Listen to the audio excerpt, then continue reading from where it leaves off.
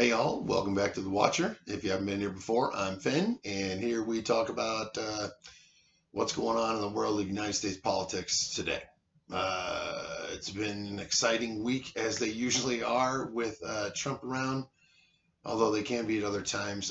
There's plenty to talk about, but I really only want to talk about two kind of current things that are going on, and then really I wanted to talk just a bit about the current state of the GOP as it relates to how, in one of my earlier videos, we talked about what the outcome of the election might do for or not for them. That's kind of starting to iron itself out. I'm sorry if you hear that rattling. My dog has decided she knows the door is there. Hopefully she stops. Um, and I wanted to talk a little bit about that because it's starting to play out. It'll play out more so with the new Congress coming in, but a lot of the same players are going to be there that are there now, and we're starting to see how they're going to behave past the Trump has won narrative that they're trying to, alternate reality narrative that they're trying to sell. The first thing I wanted to talk about really was kind of the status of the election. Generally, the media's, the message is, yeah, it's done. It's done. And it is done. The election itself is done. The votes have been tallied and certified for, the states that matter. And, that part is done. And Joe Biden is clearly the winner as far as that part goes. The election part, the politics part, is not quite done. There is clearly the legal part is not done. You have some very, very inept people with way too much attention filing. I read today that one of the witnesses in Sidney Powell, who was the Kraken lady, I don't think she knows what that word means, but anyway, or I don't know, maybe it's just more lying, but I suspect the latter. But he was trying to give some statistics out that would prove fraud for a place that didn't exist. It literally didn't exist. So the court part of this, I don't know. Can you get the Supreme Court to take something like that in 2-3 weeks? Doubtful.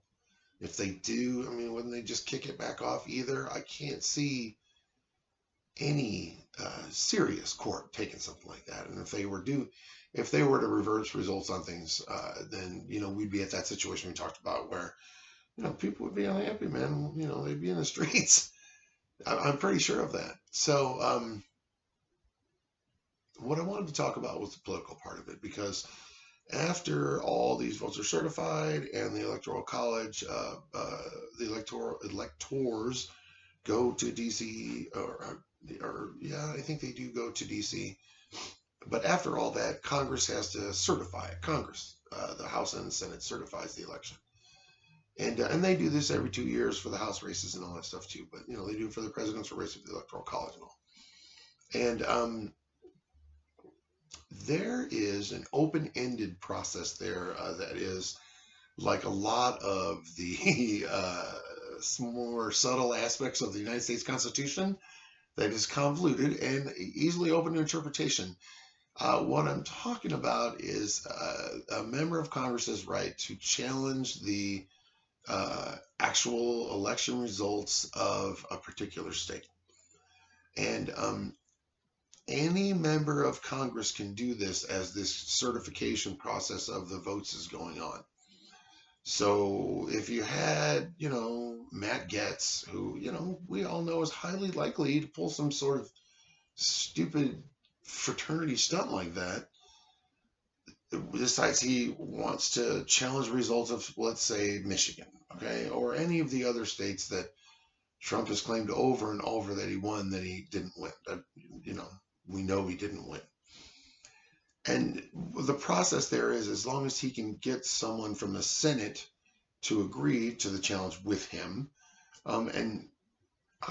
is there a shortage of radical United States senators in the Republican Party? I would say no. I could see a guy like Ted Cruz who so eagerly stood behind uh, whatever that lady was in Kentucky that refused to give a marriage license to that gay couple. He was on a plane the next day, standing behind her on stage, singing songs and holding up signs. So yeah, would he and Matt Getz challenge the state? You bet they would. You bet they would, and they do it gleefully. And it doesn't matter what they've done in the past. It doesn't matter what they might do in the future, because as we all know, if you're a Republican in the United States Congress, your words don't mean anything unless you're saying them at the particular moment you're saying them, which is pretty much as Trumpian as things can get. So and look, this has happened before, okay? This challenging of the electors. It's not like this is a new thing. As a matter of fact, it happened after George Bush won his second term. I'm not sure who stood up to challenge those results, but no one in the Senate, I believe, or maybe it was vice versa. I think it came from the Senate that time, but no one in the House was willing to challenge it. And then after Hillary Clinton lost, Maxine Waters wanted to challenge a particular state or two, but no one in the Senate would join her. So these things, they happen. I do think there's a much higher chance of someone in the Senate joining one of the lunatics that seem to represent the Republican Party in the House. I could see Ted Cruz jumping on that train, or Rand Paul. These more, I shouldn't say more. I should say the guys with less integrity than the other ones. If there's any level of integrity left in a party that backed a guy like Trump. So, this is particularly disappointing for me, all this too, because there was a time in my life when I voted Republican. It was a short period, but there was a time in my life when I did, because there are some parts of the philosophy that make sense, but in time, I've come to see it as more self-destructive than anything. I guess that's another conversation, though. So the process is, if a House member and a senator both want to challenge a particular state, the chamber split apart, because all the certification that they do is done together. They split apart, and they deliberate. They have 2 hours to deliberate it. But now here's the thing. All right. They have 2 hours to deliberate it, and they got to come back together. And if they agree on to challenge it, well, then there's a process for that.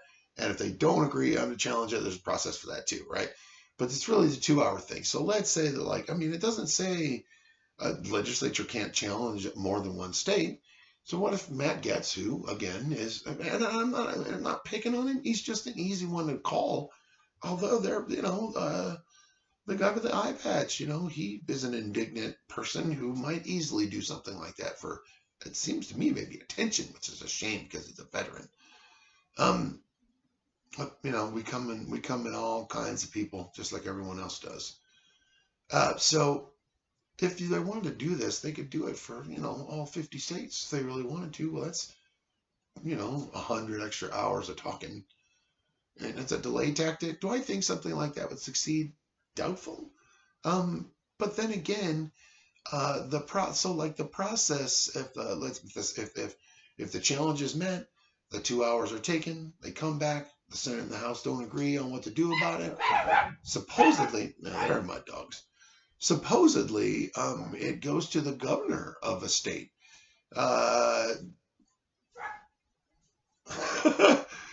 Generally, though, I would say that we've seen the governors and legislatures of these swing states pretty much stick to their guns with what their constituents voted for.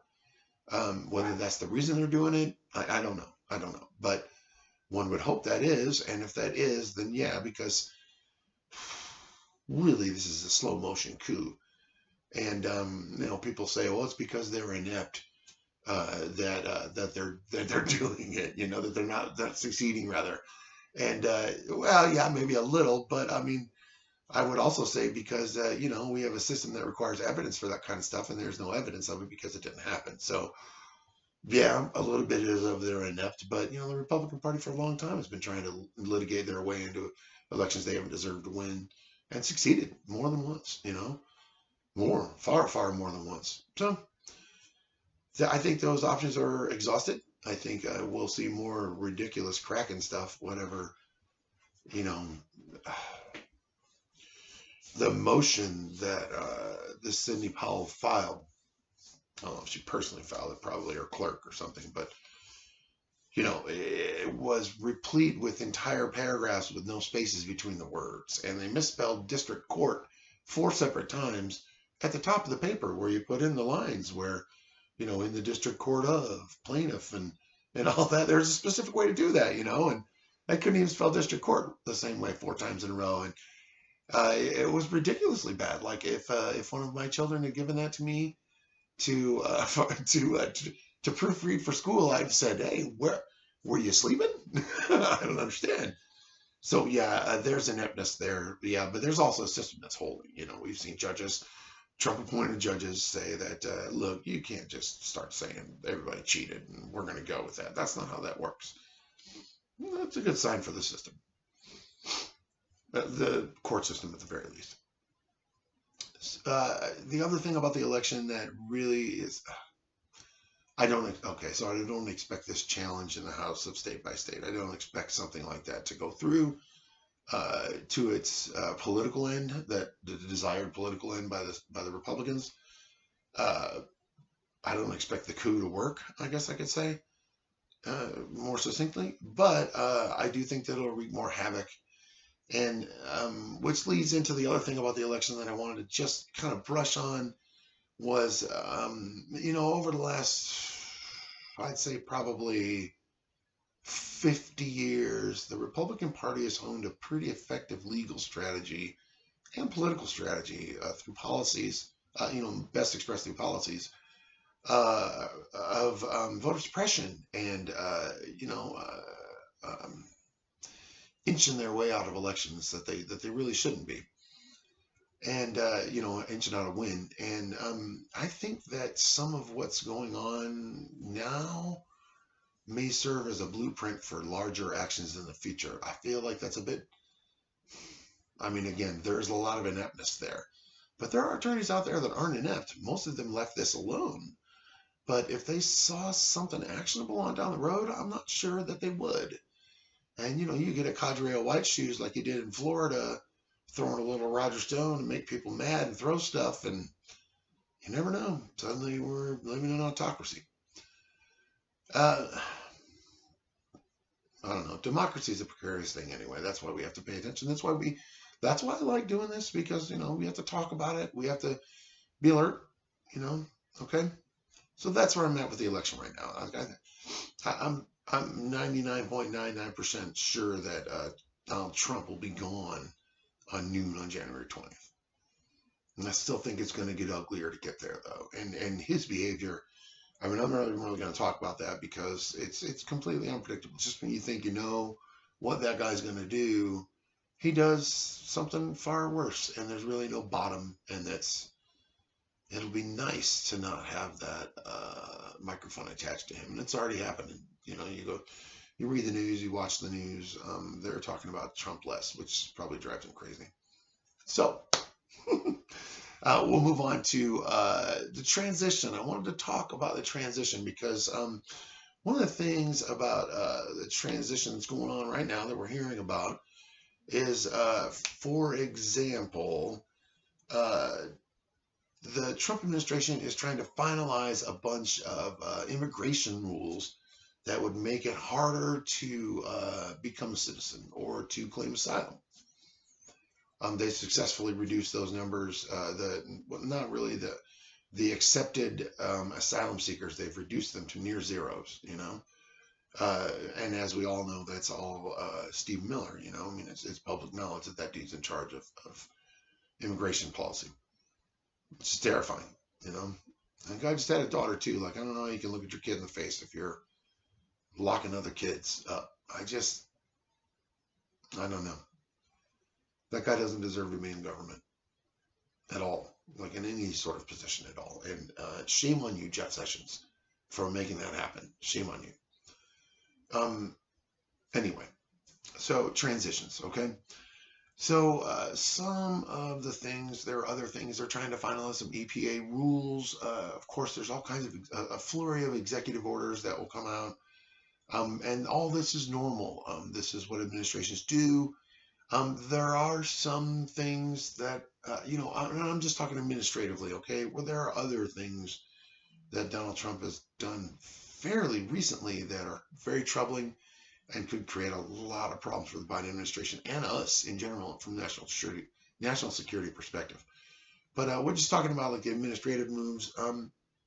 There's going to be other things that we don't really know about, like there's a habit of administrations when an opposing party comes in, they'll reclassify thousands and thousands of documents or bury them in agencies that are unrelated, like a particular phone call that Trump may have had with some particular world leader.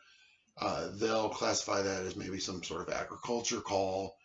And then what they can do is they can bury that in some office, in the Department of Agriculture under 4 or 5 layers of secrecy, unnecessary secrecy, or, in behind, almost like dummy corporations, small departments with 1 or 2 people, that kind of thing. Like the end of Indiana Jones, burying the top men, burying the that ark in that warehouse couldn't see the end of, something like that, if you wanted to imagine it comically. And there's a lot of that goes on.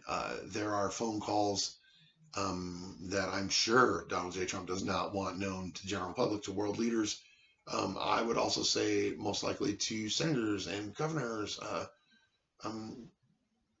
The man is unafraid to just call people on the phone and tell them exactly what he wants, in mobster terms, but he still does it. And we've all seen enough mob movies to know when somebody's doing something like that.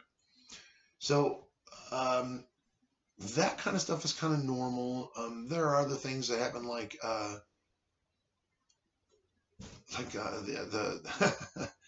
when the Clinton administration left, they took all the W's off the keyboards in the White House when the George W. Bush administration came in. Was that a harmless prank, or was it something more vicious and partisan? I guess maybe. I don't know.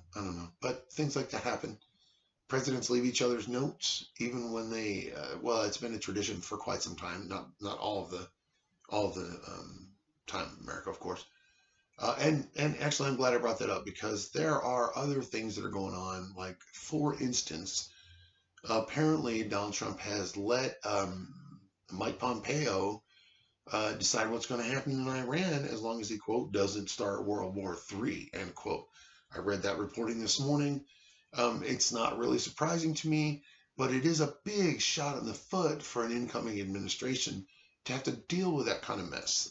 Already the temperature's turned up with the assassination of one of their top scientists.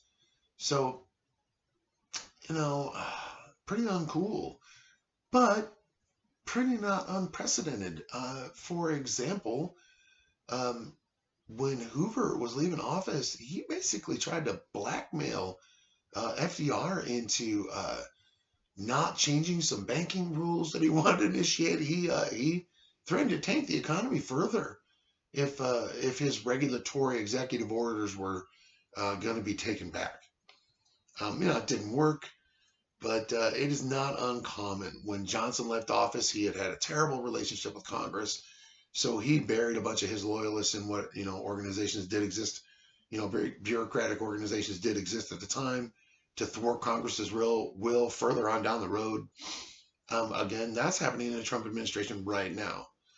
So a lot of this stuff really isn't unprecedented, and a good leader, a good student of history, knows this is going on. Do I think that Joe Biden and his team are good students of history?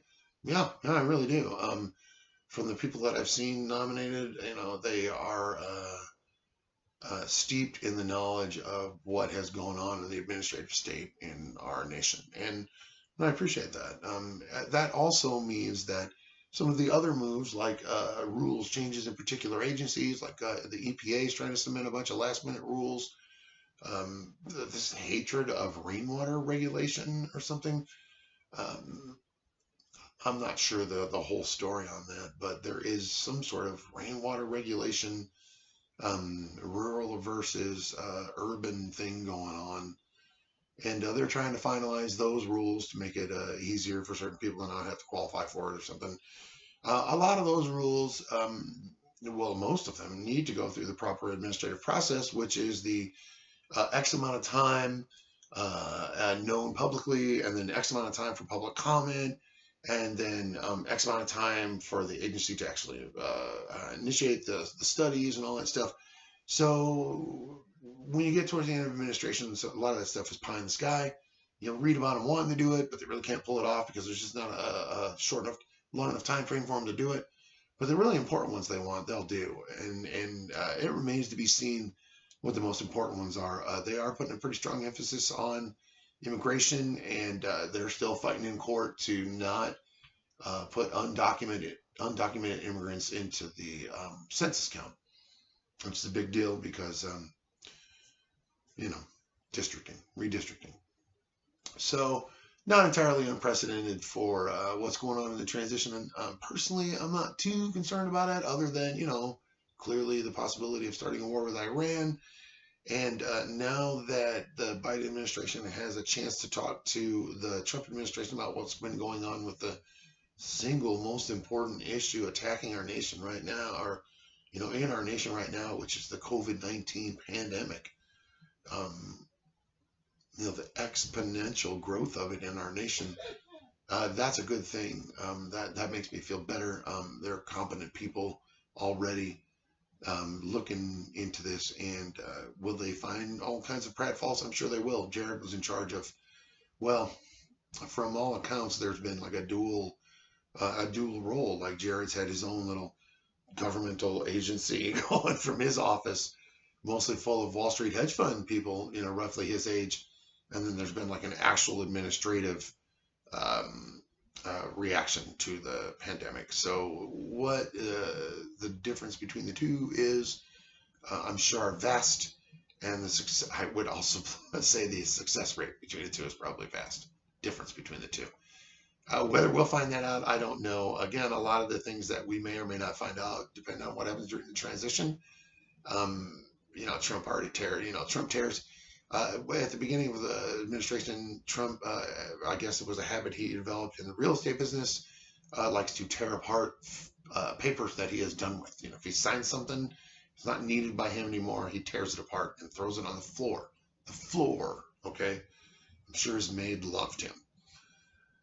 So at the beginning of the administration, there were two guys who were responsible for actually going through all that trash, scotch taping all that stuff back together for the archives, because it's public record after Nixon and the tapes.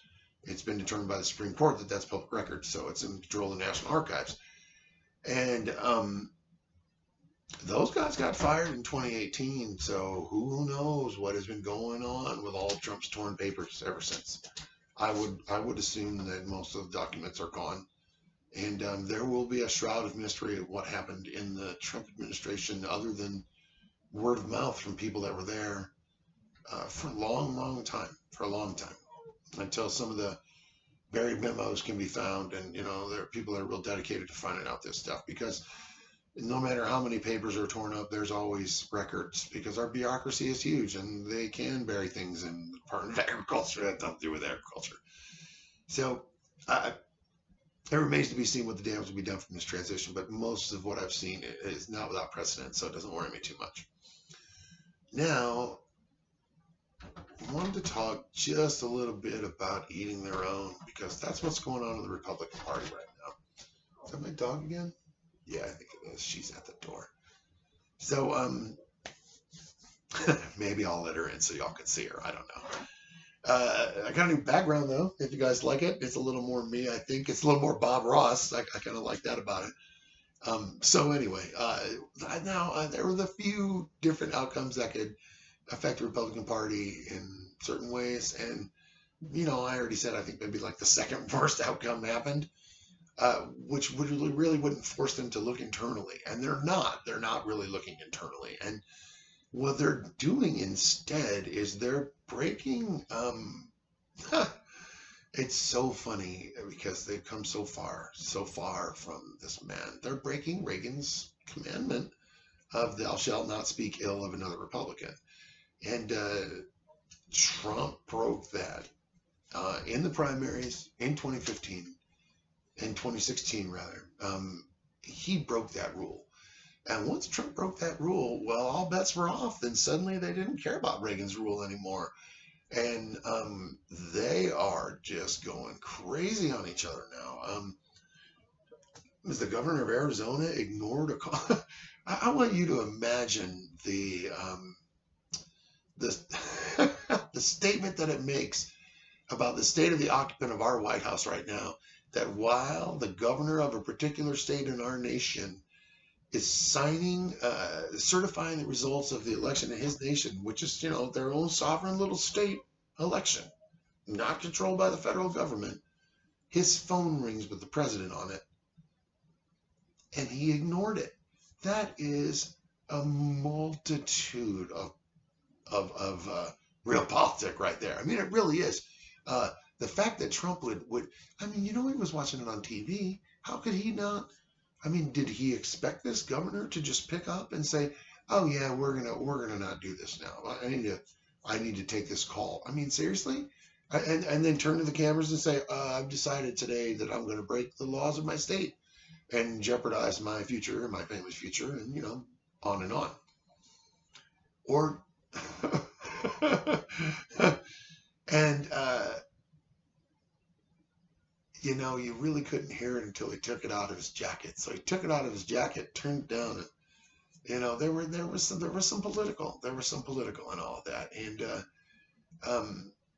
there are Republican attorneys calling for the death of Republican appointed Department of Homeland Security chairpeople, officials, directors. There are Senate candidates, United States Senate candidates, Republican United States Senate candidates, calling for the resignation of the secretaries of state and maybe even the governor, I don't know, of Georgia. The two one of the Senate candidates said they should resign. I think maybe both of them did. And just ponder that. Just ponder that for 5 minutes. I mean, and and what can you say about that? There is a sickness inside the Republican Party that Donald Trump exposed, and they really had successfully hidden it. They generally gotten most swing voters to not see the racism through messaging. The voter fraud thing that this thing could go either way, man. They could, if Donald Trump keeps screaming voter fraud until the day he dies, then the Republicans' voter fraud argument is gonna take a really heavy hit. And that's a long time GOP argument to, control the masses, I guess is probably what they're trying to do. So yet again, we see an example of how hitching their wagon to the Trump train probably wasn't a very good idea, long run speaking. But to me, the Republican Party proved that they didn't know how to work long run anymore when they backed the Tea Party. I saw that train wreck coming, and they're living that right now. Interestingly, the Freedom Caucus, which was a direct product of the Tea Party movement, is one of the leading groups in the House that's saying they're going to contest states. They're likely to contest states once the congressional certification comes on. So, they're living that. The GOP is living that, and whether the leadership is all in on that, I'm not sure. I mean, take a guy like Kevin McCarthy. He's an any way the wind blows kind of guy. It's just because he is. He's a pretty classic West Coast Republican in that fashion. Like Reagan was that kind of guy too. Even though the Republicans like to say he wasn't, he really was. He was wherever he thought the popular winds were going was where he was going to go. He was that kind of politician. Mitch McConnell, I don't think that he has any stake whatsoever in the success of Donald Trump or the Republican Party so much anymore. Um, but I do think that he is an ideologue, and he will, until the day he dies, make sure that the courts are his legacy. Um, people, why could he win by such a large margin? I asked the question myself. Why could he win by such a large margin? And I've been pondering on that one. I've been thinking it. And really, what Mitch McConnell does is smart politicking. If you go to the most populous areas of the Kentucky-Ohio border and Kentucky-Indiana border, what you see is beautiful roads and brand new bridges and rich schools and just really and businesses and just, it's nice. And that's where Mitch McConnell mines his votes. And that's how he continuously wins, because those votes and the ones of the rural votes that he's going to get generally um, keep him in. Now, this brings us to another part of this eating their own that I'm thinking about. And it's something that I'm going to be watching. I'm really going to be watching this. I wonder about the effect of Republican voter turnout without Trump on the ticket, or without Trump campaigning for them, for that matter. Most of the money that he's been raising for this, election defense fund, like the Sidney Powells and the Giulianis and the whatever that guy was, U.S. attorney that appeared on Fox all the time, DeJohno or whatever his name is. Those guys, they all have their own fundraising thing, but the Trump leadership pack is fundraising as part of a Stop the Steal thing, which is, the height of irony. But I don't know if Trump thinks that he's going to need to campaign for Republicans anymore. I feel like if he has a sense that he can just keep the money rolling in, because, this is a guy who his whole life has just lived off the small incomes of numerous scams, like saving, 500, $100,000 on taxes this year or whatever. And then, an income of maybe $500,000 off Trump steaks. And then maybe an income of like, $250,000 off Trump water. And then you just add all that stuff up, and, he's a scam artist, who just takes in as much money possible. And, like he stays up all night or whatever. Well, yeah, of course you'd have to. You have a million scams going, So I think that if he figures out that he can keep the scam going and not have to worry about tiresome people like Mitch McConnell, I don't know that he'll stay too active. If he maintains the kingmaker status, he will. The question is, without the mainstream media attention, will he maintain that status? Because there are a certain percentage of people who vote Republican who only get their news from the mainstream media. There are, and if he's not around anymore, then they're not going to be as prone to support him or lean in a direction he might want them to. So this has created a power vacuum, instant power vacuum, and rather than get in line, the Republicans have decided they're going to eat themselves, and it's pretty joyful to watch. It really is, because it really couldn't happen to a nicer bunch of guys. Like I said, nothing they say matters unless it's said at this exact moment, which is, that's like how lower form of intellect animals live. Do you really want to be like an amoeba, or do you have some sort of rational way of going about the world? And maybe just maybe you can make government a little bit better than it is, but that's not what they're there for. Clearly, that's not what they're there for. Other than that, there's a week to look forward to. We have some more certifications coming. It's going to be kind of quiet. The overall certification is coming soon. And then the week after that, it'll be the going to the Congress stuff, I think is the schedule. So we're going to be looking forward to that. And, of course, anything that goes on. I'd like to talk a bit about the Biden cabinet, but I don't really know much about most of them, which makes me feel good. Generally, it's names I've always heard. And, man, I just get tired of that. The fact that I don't know them leads me to believe that we might be looking at something different that we haven't seen in a long time. And that's good news. I mean, if different could be good. Different could be good. As long as, Mike Pompeo doesn't start World War III. Thanks for watching, guys. Yeah, of course, talk to me below if you want to hear about something or you got something to say. And, I'll talk to you hopefully I'll make another one of these in a couple of days. You guys have a great one. Bye.